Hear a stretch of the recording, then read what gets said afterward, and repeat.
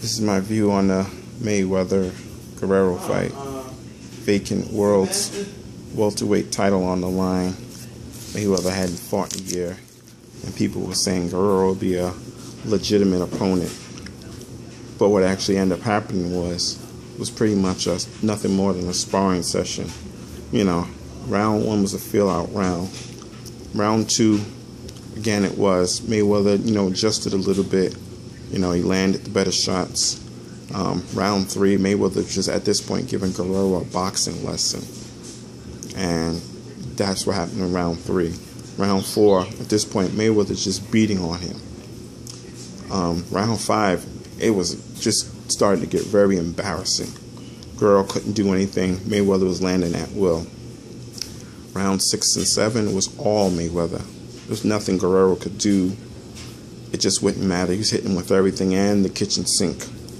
Round 8, fans started booing, but then Guerrero gets hurt or stunned, and it's just continuously embarrassing.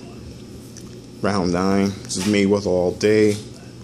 Round 10, I'm saying to myself, this is what happens when a C-level fighter challenges an A-level fighter. Round 11, Guerrero was just a punching bag. Round 12, Mayweather, I guess he said he had enough of beating on Guerrero and just got on his bike, ran, occasionally landed some shots, and that was pretty much the fight. Mayweather is the new welterweight champion of the world, Ring Magazine champ. All three judges had it 117, 111. I mean, Guerrero may have won one round, but I don't think he won 3 rounds. I think all three judges were being generous by giving him 3 rounds. But this fight was just nothing more than a sparring session. If you check back on I had a video posted earlier this year about Mayweather fighting Guerrero. I knew he was gonna fight Guerrero before the fight was announced, and I knew he was gonna do exactly this. Mayweather did look great in the fight. Guerrero didn't fight the way he fought Berto. Maybe that's because of Mayweather's style, maybe because he was waiting. But I thought the chance that he would have had if he would have just mauled and brawled him and knew going into the fight that he was going to take a lot of shots coming in, and maybe he would have had a chance at that. But the way he was fighting, he was getting hit at will and getting hit with everything and the kitchen sink. Jim Gray asked Mayweather, is he going to fight Canelo Alvarez next? He didn't say. I don't think he fights him next. I wouldn't be surprised if he fights Amir Khan. I wouldn't be surprised at all. I don't see him fighting Canelo Alvarez right now. Because if he were to fight him, he'd have to move up to junior middleweight.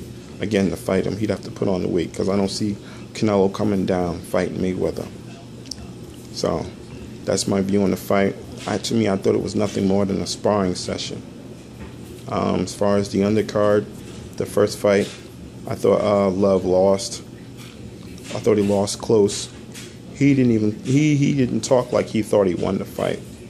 But I think Rosado asked, Rosado if he won a rematch. He said he would take it. So I thought that fight Love had lost. Santa Cruz was a good fight. I've seen him fight before when he fought on a free TV CBS when he was at a bantamweight. He's a good fighter. There's a lot more to come from him later on in his career. The Mares fight, he wins a title in his 3rd weight class. Featherweight, he beat, a good quality opponent, Ponce de Leon. I'm guessing, thinking about it now, I'm guessing Donaire should have took the Mares fight, or Top Rank should have took the Mares fight, because him fighting Rigondeaux was just all wrong for him.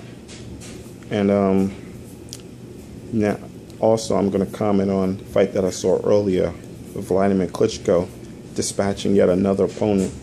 I don't remember the guy's name, and I'm not even going to try to pronounce it.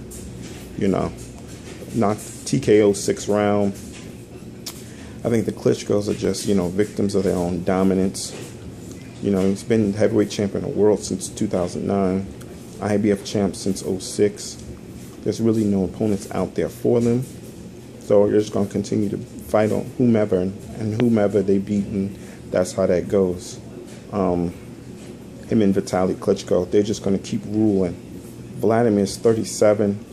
For a heavyweight champion to be 37 and the way he goes out and fight the way he do says a lot.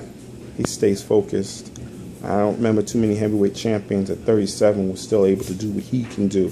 Not Ali, not Larry Holmes, none of those guys.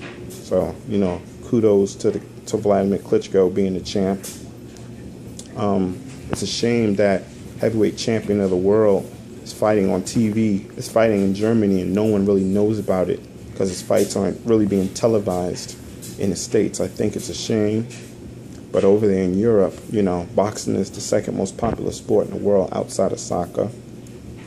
And it's just a shame, again, that here he is, heavyweight champ of the world, can fight, and no one really knows about it.